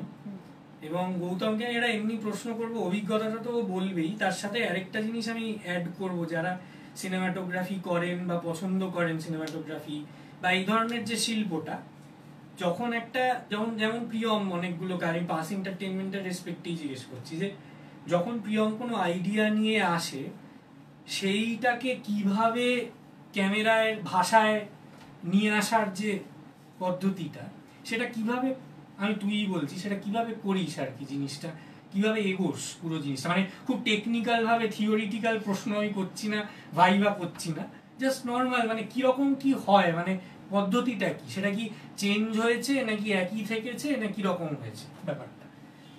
প্রিয়মদার ফোন আসা দিয়েই প্রিয়মদার একটা ফোন আসে, ফোন আসুক, তারপরে ব্যাপারটা কি হয়, মানে আমি মুখ দেখে বলছি প্রিয়মদা প্রচন্ড চাপে ফেলে, সেটা আমি বুঝছি, তারপরে মানে একদিনে ওই প্রিয়মদা চাপে ফেলে সেটা ঠিক না, কিন্তু ব্যাপারটা বুঝতে হয়, প্রিয়মদা যেটা বোঝাতেছে সেটা যদি বুঝে নিতে পারো ব্যাপারটা ঠিকঠাক করে, তাহলে তুমি জিনিসটা তুমিও নিজে ইমাজিন করতে পারবে। অবশ্যই সেটাই প্রিয়মদা যেভাবে বলেছিল পুরো স্টোরিটা, আমিও সেই একটা ধারণা করে নিয়েছি এরকম একটা স্টোরি হবে, সেইটা করেই আমার একটু আইডিয়া হয়েছিল। শুট করার টাইমে মিউজিকটাও শুনেছিলাম, সেটাও আইডিয়াটা হলো, সেই হিসাবে শুটটা করা হলো। আর তো বেশিরভাগই তো প্রিয়মদা যেটা বলেছে সেরকমই আমি জাস্ট প্রিয়মদার চোখটা আমি ক্যামেরার সামনে, যেটা বললাম চক্ষুদান হওয়াটা, প্রিয়মদা যেটা করে দেখতে প্রিয়মদা যেটা দেখতে চেয়েছে আমি সেটা ক্যামেরায় আচ্ছা আচ্ছা, এই যে আমি জাস্ট এমনি বলছি যারা দেখছেন তাদেরও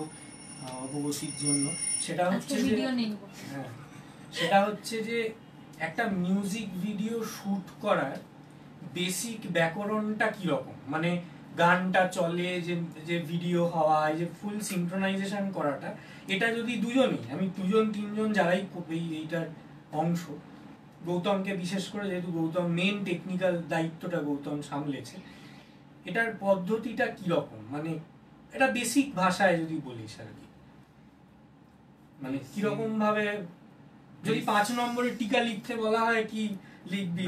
এটা তো সম্ভবই না, কারণ না এটা কোনো বিশেষ কোনো ব্যাকরণ যে হয় এটা ব্যাপারটা ডিপেন্ড করে, কারণ একটা সার্কেল আছে, সার্কেলে সব ক্যারেক্টার আছে, সব টেকনিক্যাল জিনিস আছে, এটা পারফেক্ট হলে সেটা জিনিসটা ভালো হবে। সেটা যদি আমি কি করে বোঝাবো বুঝতে পারছি, আমি যেটা স্টোরি আছে যেটা মানে বলেছে সেইটাই আমি শুট করেছি, এবার সেই যদি ক্যারেক্টার ভুল করতো সেইটাই শুট করে আমি সেটা এডিট করতাম, সেরকম একটা ব্যাপার। পুরো সার্কেলটা পারফেক্ট হতে হবে, পারফেক্ট তাহলে নালে মানে এবং একটা পারফেক্ট হলে পরেরটা না, তাহলে পুরো সার্কেলটাই হবে পুরো ঘেটে যায়, একটা যদি গন্ডগোল হয় পরেরটাও তো মানে চেইন সিস্টেমে ভুল হয়, মানে নরমাল একটা শুট করার থেকে অনেক বেশি কিন্তু কঠিন। আর সোমনাথ যেটা সিনক্রোনাইজেশনের ক্ষেত্রে জানতে চাইছে, আমার মনে হয় ওটা বলছে যে যখন ধর ব্রাত্যের গানের শুটে আর ওই আমার এই পথ চাওয়াতেই আনন্দর শুটের মধ্যে তফাৎ দেখছে, মানে তোকে তো 4টে গল্প দেখাতে হচ্ছে এবং গানের বিশেষ বিশেষ অংশ, এক একটা অংশ ওই গল্পের সাথে। যেমন আমি এখানে একটু হেল্প করতে পারি, সেটা হচ্ছে ব্রাত্যের গানের শুটের বেলায় আমাদের কোনো ব্লুটুথ স্পিকারের দরকার পড়ে, তার প্রধান কারণ হচ্ছে ব্রাত্যের গান ওয়াজ একটা গল্প বলা, গানটা পেছনে চলছে, so there was no scope for lip syncing. মানে এখানে যখন লিপ সিঙ্ক হচ্ছে সেটা অবশ্যই এখানে মানে সাধারণভাবে একটা গান আর কি, যেখানে মানে নাচের হোক গানের হোক, আমার মনে হয় সেই শুটটার ক্ষেত্রে গান থাকাটা বা গানের করাতে হয় সেই জন্য গানের থাকাটা খুব ইম্পর্টেন্ট। এখানে যেমন প্রত্যেকটা ক্ষেত্রেই মানে ভবিষ্যতেও যদি কোনো আমরা এমন কোনো গল্প মানে কোনো কাজ করি যেখানে একটা গল্প বলা হচ্ছে, সেক্ষেত্রে আমার মনে হয় গল্পটা ফুটিয়ে তোলাটা বেশি গুরুত্বপূর্ণ গানটার থেকেও। এবার কোনো ক্ষেত্রে হয় এমন যে গল্পটাও চলছে প্যারালালি, আবার চলছে লিপসিঙ্কও আছে, তখন দুটো আগামী মিউজিক ভিডিওটা থাকবে। সেখানে কি করা হয়, ব্লুটুথ স্পিকারে গানটা চালানো হয়, যে লিপসিংটা করছে, যেমন সায়ন্তনীর কাভারের ক্ষেত্রে আমার এই পথচাতে আনন্দিত গাইতে গাইতে হয়তো হাঁটছে সিনটা এরকম, তো গাইছে সেটাও লিপসিংটা করতে করতে, হ্যাঁ, এবং সেটা ওই ব্লুটুথ স্পিকারের অডিওর সাথেও করছে। এইবার এডিটের সময় কি হয়, ওই সাউন্ডটা শুনে রেফারেন্স নেই, আর এখন অভিজ্ঞতার ফলে গৌতমের কি হয়ে গেছে, ওসবও লাগে না, ওই মানে ইয়েতে ওঠা অডিওর একটা গ্রাফ ভিজুয়ালি যে দেখছে, তার সঙ্গে অ্যাকচুয়াল ক্যারেক্টার গ্রাফটা গানটা যেহেতু মিলে যায় মিলিয়ে দিল, এবং তাতে এবার সূক্ষ্ম ডিফারেন্সটুকু ওই ঠোঁট নাড়া দেখে আর ওই অডিওর পেছনে থাকা, মানে তার মানে ব্রাত্যের গানে একটা আলাদা চ্যালেঞ্জ ছিল, সেটা হচ্ছে যেহেতু গানটা ব্লুটুথে চলছে না, ওই সিনগুলোকে আমাকে ওটাকে শর্ট করা, ওই সেই সিচুয়েশনের মধ্যে সেই সিনটা কমপ্লিট করে দেওয়া, ওইটা একটা।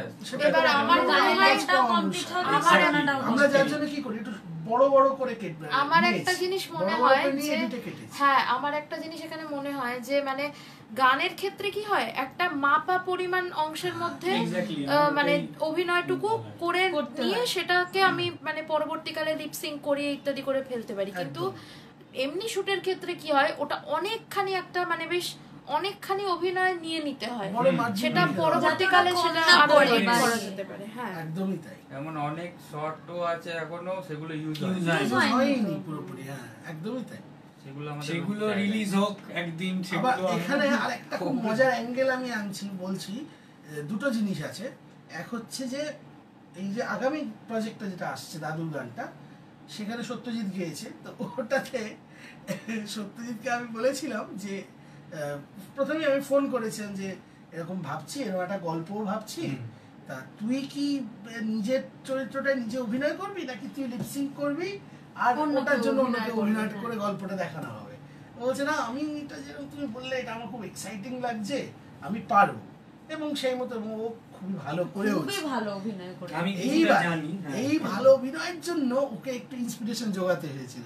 মনে পড়ছে যে বললো প্রিয়মদা গানটা চালাও, অডিওটা ওকে মানে যেখানে লিপসিঙ্ক নেই সেখানে ও বলছে গানটা চালাও, কারণ ওই সিচুয়েশনটা ফিল করে বলছে ও ফিলটা নেবে। এক্স্যাক্টলি, এটা তো মানে যে মুহূর্তে গানটা চললো ওর কিন্তু ভেতর থেকে ওই মুভমেন্টে এসে গানের ভিডিওর ক্ষেত্রেও তাই হয়, মানে যেখানে শুধুমাত্র হয়তো লিপসিং করতে হচ্ছে সেটার ক্ষেত্রেও তাই হয় যে মানে গানটা চললে আরো বেশি করে অনুভব করা যায় জিনিসটা।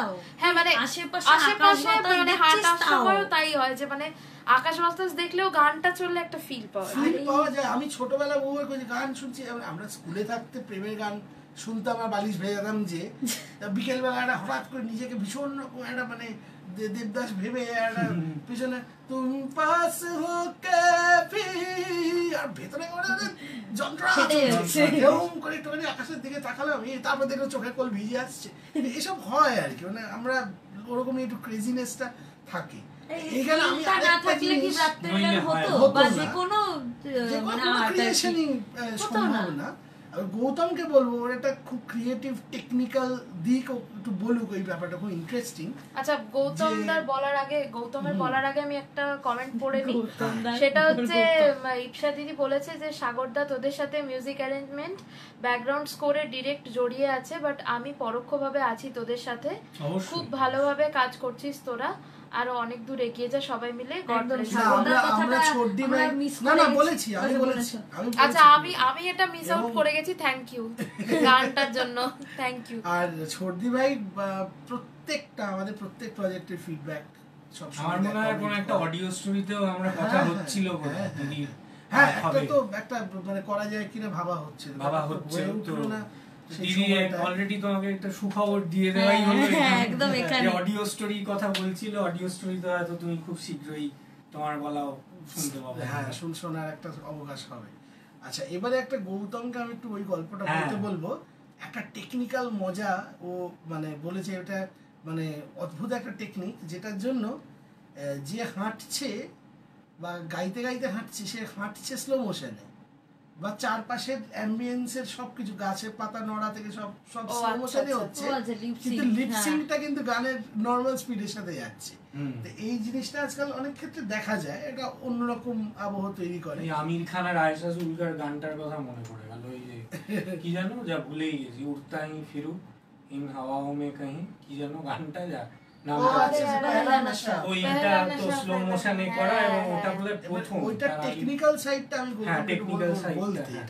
ওর কাছে আমার শোনা এবং শেখা অদ্ভুত।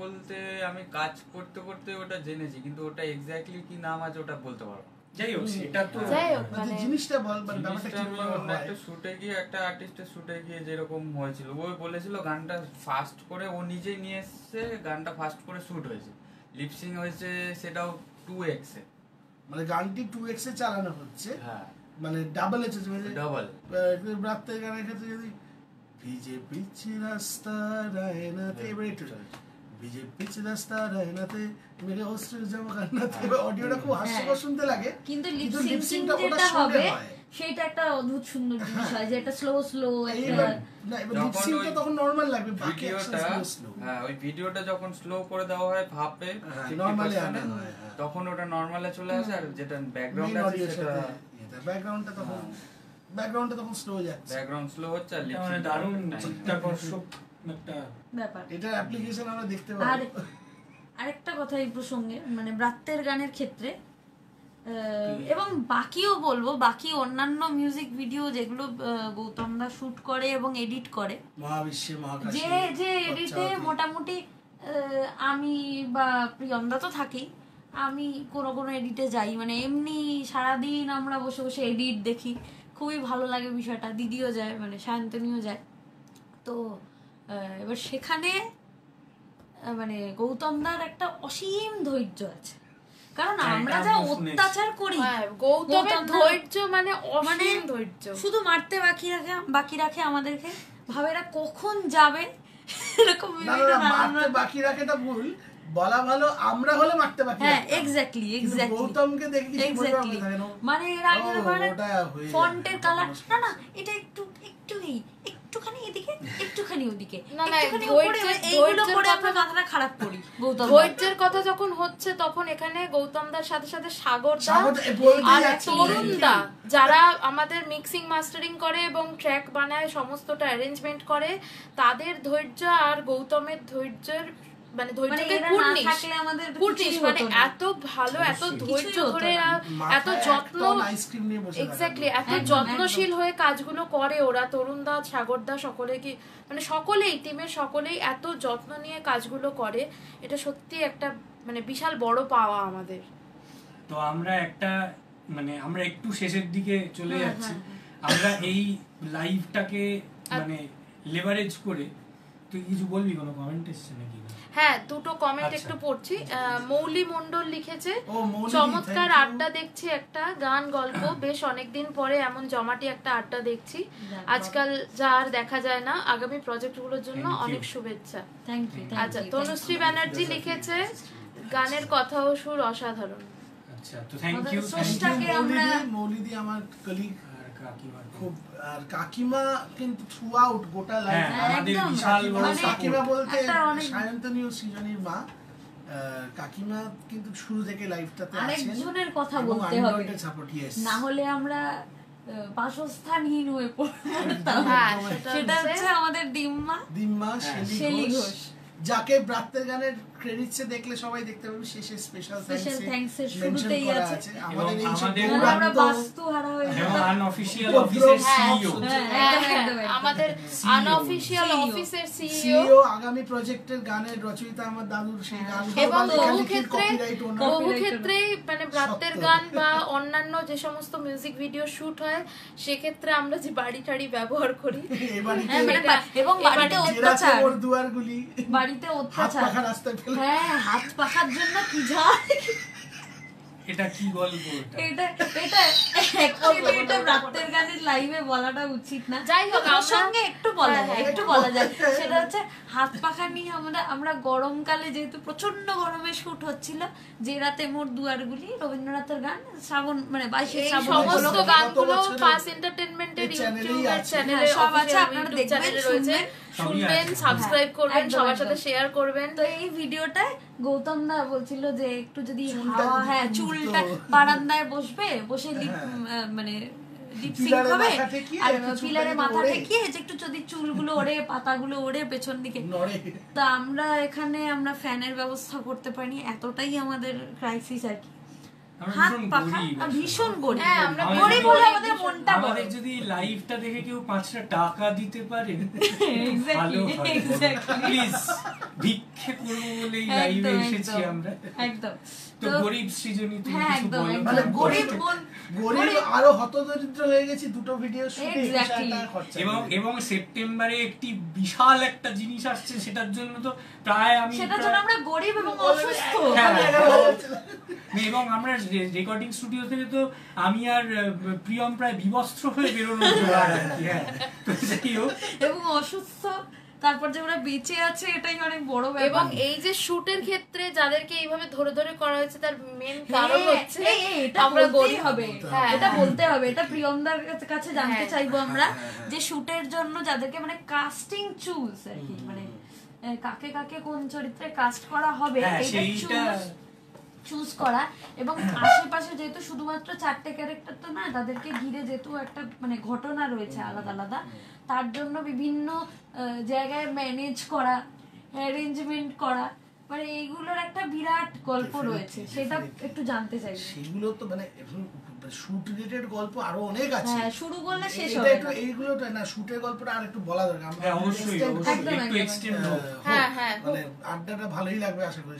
অনেকে তো পছন্দ করছে আড্ডা মারতে, বা বাঙালি কখনো আড্ডাকে অপছন্দ করে না। একদম একদম একদমই তো এবারে হচ্ছে গানের কাস্টিং। আমি তো প্রথমেই ক্লুলেস, মানে এমনি তো একটা ভিডিও প্রোডাকশন কস্ট তো এমনিই আছে, একটা ভিডিও শুট করা, তার ক্যামেরা রেন্ট থাকে, যিনি ডিওপি তার পারিশ্রমিক থাকবে, এডিটের একটা পারিশ্রমিক থাকবে, এগুলো বেশি। গম্ভীর একটা মুখ করে বসে রয়েছে, মাঝে ফিট করে রাখতে হবে। এবার গৌতম আমাদের থেকে যে পারিশ্রমিকটা নেয় সেটা এখানে বলবো না, কিন্তু সেটা স্ট্যান্ডার্ড রেটের থেকে কম। আমরা গৌতম দাকে কারণ আমরা জায়গা ছাড়বো কেন? না না, বিষয়টা হলো না, আমাদের গৌতমের বিশেষ আদরের জায়গা, কারণ গৌতম দা পার্সেন্টেজ বেশি হয় থেকে একেবারে থেকে আছে, ওর থেকে বেশি হয়, তাও আমাদের ওই রিবেটেড রেটেই ব্যবস্থা করে দেয়। কিন্তু তারপরেও দেখা যাচ্ছে যে খরচ একটা আছে, এবং আমরা যদিও কিছু জনকে আমি মনে হয়েছে যে পারিশ্রমিক দেওয়া উচিত, দিয়েওছি, কিন্তু তাও বন্ধু বান্ধবদের মধ্যে বেশিরভাগটা করা, নাহলে প্রত্যেককে যদি আমরা হায়ার করে একটা নিয়ে এসে করতে যাই, সেটা আমাদের পক্ষে সম্ভব ছিল না, এটা তো বাস্তব কথা। তাতেই আমাদের এক একটা ভিডিওতে 10.5 করে বাজেট দাঁড়িয়েছে। আনুষঙ্গিক অনেক কিছু, আইসক্রিম কেনা, 3টা আইসক্রিম কিনতে, হিসেবে তো আমার মনে হয় লাখ লাখ টাকা পাওয়া উচিত 5 থেকে। শুধু মানে গানটা বাকি, শুধুই গানটা বাকি, আর আমার নাচটা বাকি। হ্যাঁ হ্যাঁ, এক্স্যাক্টলি, গান আর নাচটা বাকি সোমনাথ দার, আমার নাচ বাকি, ওর নাচটা বাকি হলেই সব কোটা কমপ্লিট হয়ে যাবে। আমার নাচটা বাকি তো প্রশ্ন তোলারই দরকার নেই, আমার নাচ হলো, আমি আর ডুয়েট দ্বৈত নৃত্য হবে, আমরা এটা করব, দ্বৈত নৃত্য। তারপরে এই যে সমীর দার চরিত্রটা, সেটা করার জন্য প্রথমে জানি না লাইভটা পরে দেখবে কিনা, আবার এটা বললে চটে যাবে কিনা জানি না, আমি অত ভাববো না চটবে কিনা। ঠিক আছে, না বলো, হ্যাঁ গল্পটা বলো। আমার বন্ধুদের মধ্যেই একজন, না গল্প একটু বলতে হবে যে সমীর দা কোন চরিত্রটা, সমীর দা হচ্ছে সেই চরিত্রটা যাকে দিয়ে একদম সিনটা ওপেন হচ্ছে। হ্যাঁ, একটা সেই জলের মধ্যে দিয়ে পায়ে ওই ঢেউ তুলে করে চলে যায়, এবং এই আজলা দিয়ে করে জল মুখে নিয়ে কুলকুচু করে ফেলে দেওয়া, নোংরা জল। অবশ্যই ওটা এতটা রিয়েলিস্টিক হয়েছে, আমাকে অন্তত 6-7 জন এখন জিজ্ঞেস করেছে সত্যি করে জল তুলে কুলকুচু করলো, এবং তার মধ্যে একটাই এক্সেপশন, সেটা হচ্ছে আমি ওকে জিজ্ঞেস করেছিলাম, আচ্ছা ওই জলে কি চিনি দেওয়া ছিল? না চিনি না, বাতাসা কিছু একটা, ওই রংটা নিয়ে কিছু একটা,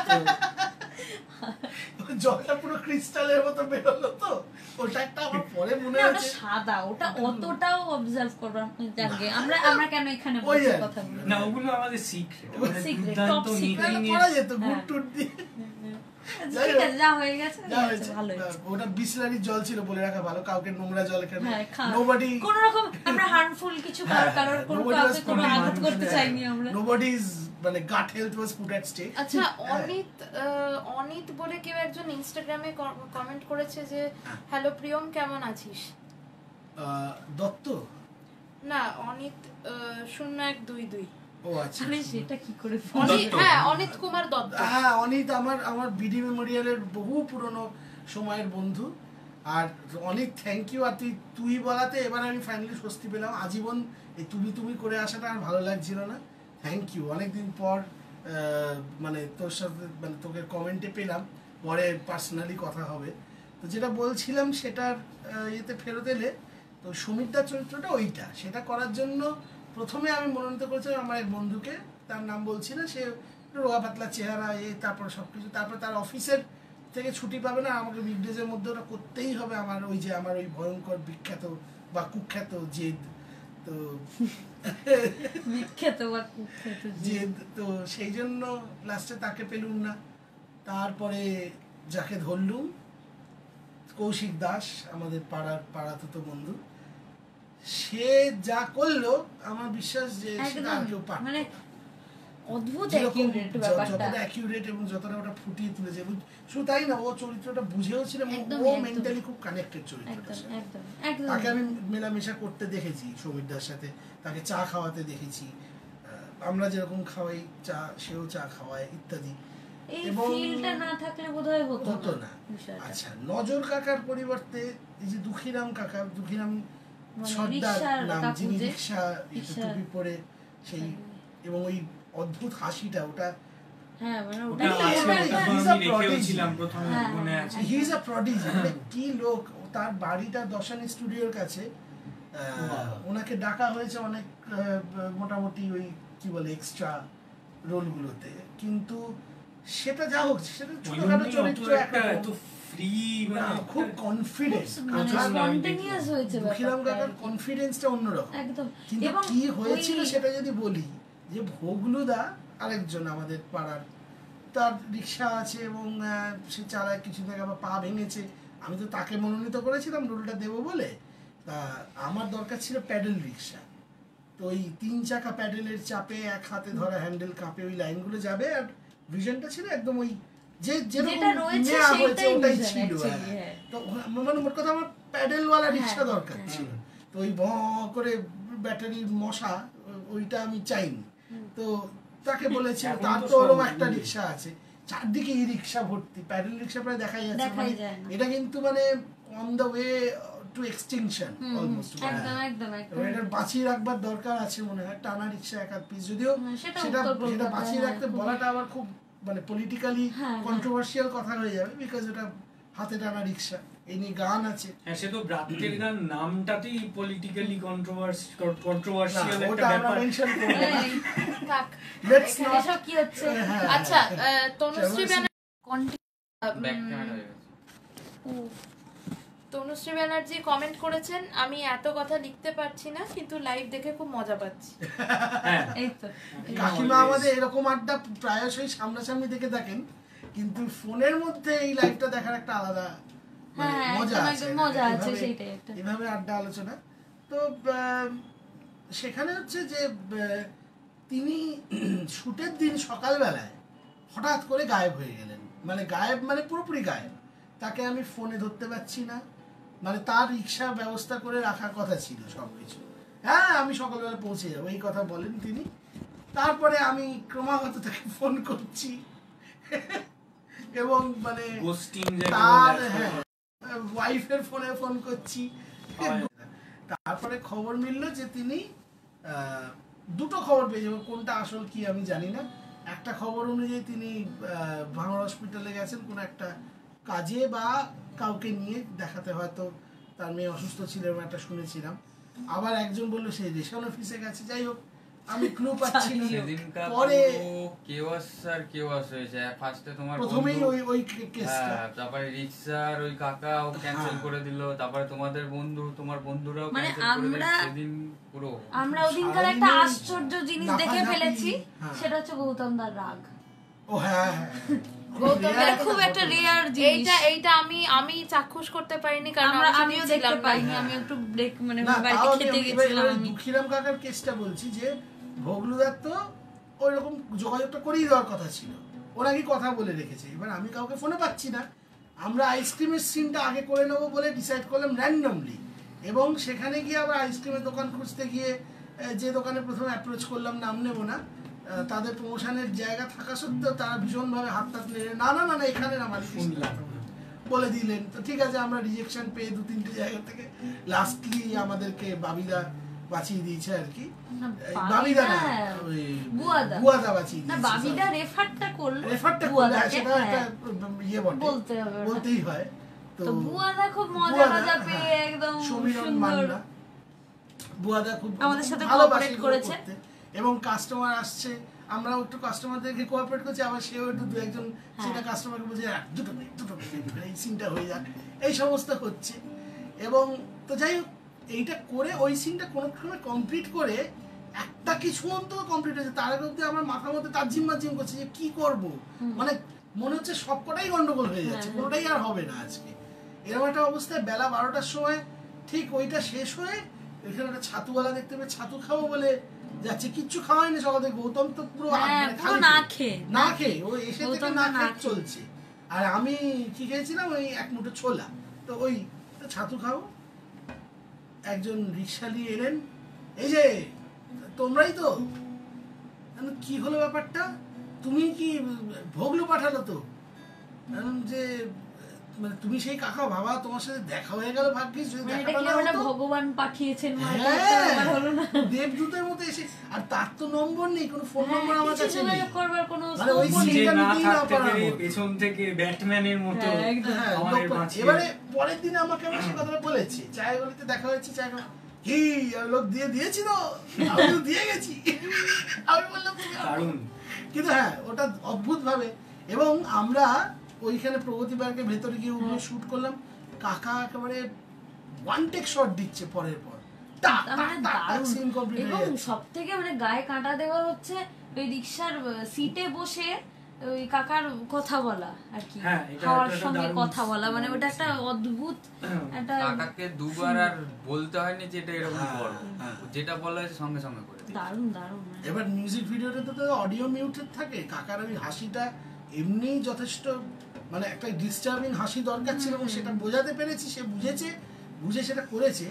কিন্তু যদি ওই অডিওটা কখনো শোনাতে পারি আমরা ওই র ক্লিপটা থেকে, হাসিটাও খুব মানে তার সাউন্ডটাও মানে ভিজুয়ালি শুধু না, সাউন্ডটাও খুব ডিস্টার্বিং ফুটিয়ে তোলা। এইটা উনি ওনার মতো করে বুঝে যা করে দিলেন, মানে আশ্চর্য। হি ইজ আ প্রডিউসার, হওয়ার ছিল। আরেকটি কাস্টিং এর বৃত্তান্ত বলতে সৃজনীরটা আমরা জানি, মানে ওটা নিয়ে তো আলোচনা করব। আরেকটা তৃষাদি যেটা করেছে, মানে ওর ভালো নাম হচ্ছে প্রতিমা নাগ। তো ও সেই ক্যানিং থেকে এসে সকালবেলায় এখানে মোটামুটি বোধহয় 9:30টার মধ্যে, আমরা অলরেডি আমরা যখন আইসক্রিমের শুটটা করছি তখনই চলে এসে অনেকক্ষণ ইনফ্যাক্ট দাঁড়িয়েও ছিল, সঙ্গ দিয়েছে। ছাড়াও বাকি সিনগুলোতে ওদের মধ্যে ঘুরেছে, আমাদের সাথে ডেডিকেশনটা ছিল। এবং ও যে ওইরকম জীবনে করেনি, এত নার্ভাস ছিল ওর অভিনয় করে যাবে ভাবতেই পারি। এবং তৃষাদির এক্সপ্রেশন এক একটা জায়গায় সেগুলো খুবই ইমপ্যাক্ট, যেখানে জন্ডিস ধরা অ্যালবামে একদম ওই হাসিটা, একদম মানে ওই দৃষ্টিটা, চাহনিটা এক্স্যাক্টলি সেটা কিছুটা আমরা চেষ্টা করেছি পোস্টারে রাখতে। পোস্টারে আছে কিছুটা, এগুলোতে ছোট ছোট টিজার্স গুলোতে সবগুলোতে। যারা দেখেননি তারা আমরা এই আড্ডাটা থেকে মিস করছেন সিরিয়াসলি। এটা রিকোয়েস্ট আমাদের যে মানে দেখে দেখবেন, যারা পরে লাইভটা শুনছেন গিয়ে দেখুন অবশ্যই, পিন কমেন্টে দেয়া রয়েছে। আবারও বলছি আমরা তো এই হলো ব্যাপার। এবং সেদিন শুটের সমস্তটাই কেওটিক মনে হচ্ছিল, হবে না করে আমরা 12:30টায় শুট শেষ করেছি। এই ঘরের বিছনাতে, এই ঘরের এই লিখছে কাগজটা, ওইটা ছিল লাস্ট। শিবাজিদার কথা বলা দরকার। শিবাজিদা আমার বন্ধুর দাদা, এবং শিবাজিদা অভিনয় করে অলরেডি টুকটাক সিরিয়ালে, ইন্ডাস্ট্রিতে আছে, যুক্ত আছে। শিবাজিদা মানে আমি বলবো যে আমি যেটা মানে পুরোটাকে ডিরেক্ট না করতে হলে যে চরিত্রটা আমি করতাম সেইটা শিবাজিদা করেছে। এবং গল্পটার মধ্যে এনগেজমেন্ট সেটা মানে ছিল, তার কারণ এই যে চরিত্রগুলোর কথা বলছি সেটা তাদের কিছুজনকে বা বেশ কিছুজনকে কিন্তু শিবাজিদা বা আমার বন্ধু তানাজি এরা প্রত্যক্ষ নিজেরাও করেছে। কারণ আমরা ওই দিক থেকে একই পাড়ার বাসিন্দা ছিলাম, মানে আমার ছোটবেলা যে পাড়ায় কেটেছে, যেখানে দেখা দুজনকে, তারা এরা তিনজনকেই বোধহয় প্রায় দেখেছে। নজর কাকাকে, মীরা দিদাকে এরা অলরেডি দেখেছে, সমীর দাকে পাড়ায় দেখছে রেগুলারলি, আমাদের আড্ডা হয়। তো ওই যে ব্যাপারটা অনেকটা হেল্প করেছে চরিত্রগুলো বুঝতে বা নিজেদের অভিব্যক্তিগুলোকে সেট করতে। এবং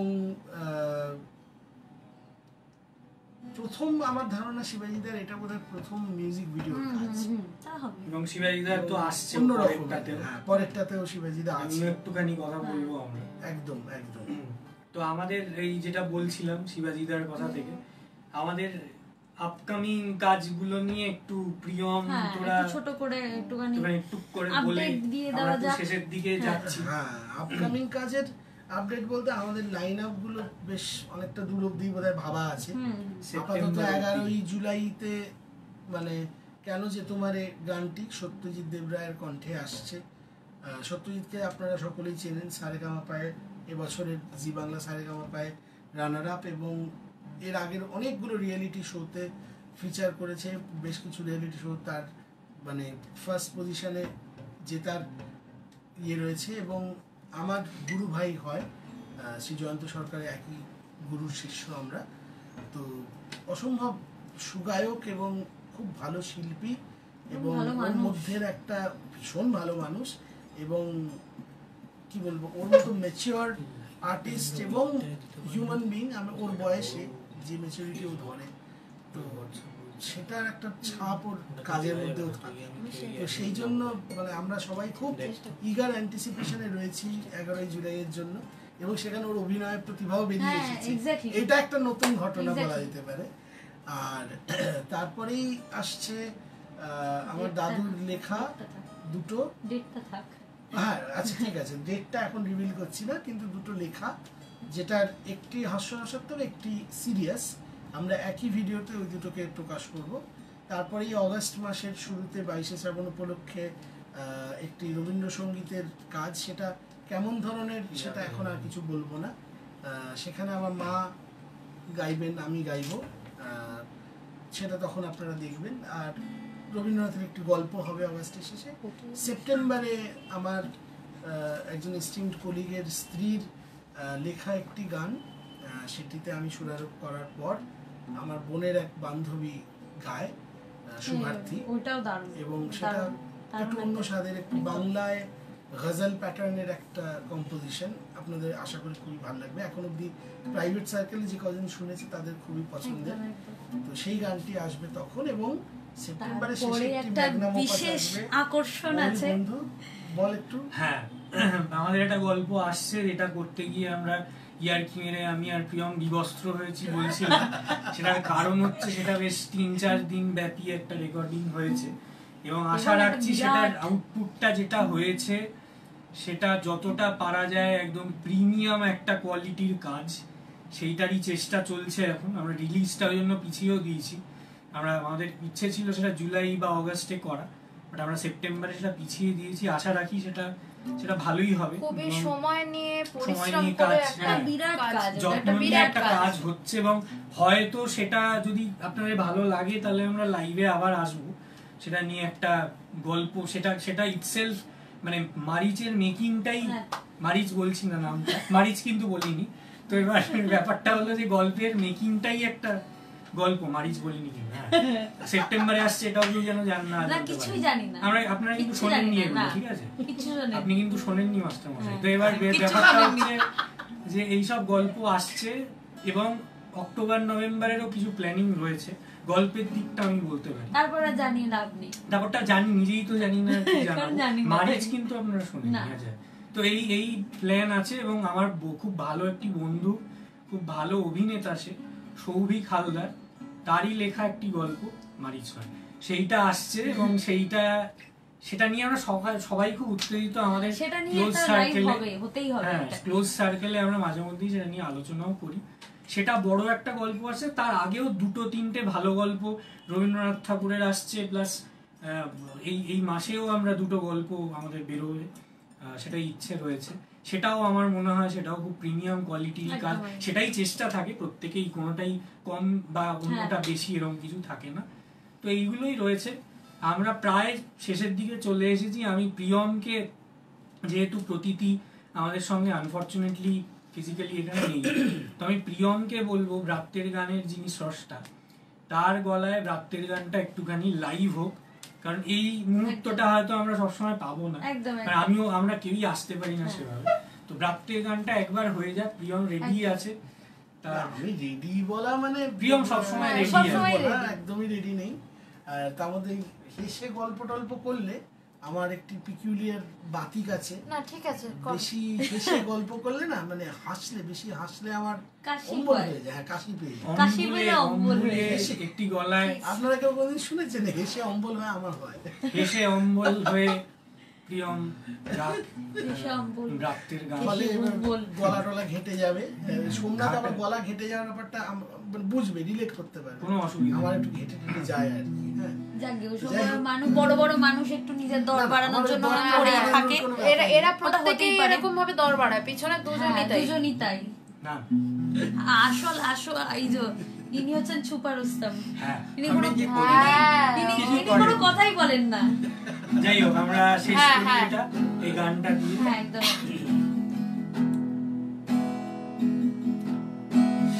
জন্ডিস ধরা অ্যালবামে কার ফোকলা হাসিটা আছে ধরা, আর ওষুধ ব্যাস আমার কথা ভুলে যাওয়ার টেন্ডেন্সি। লাইভের বলিস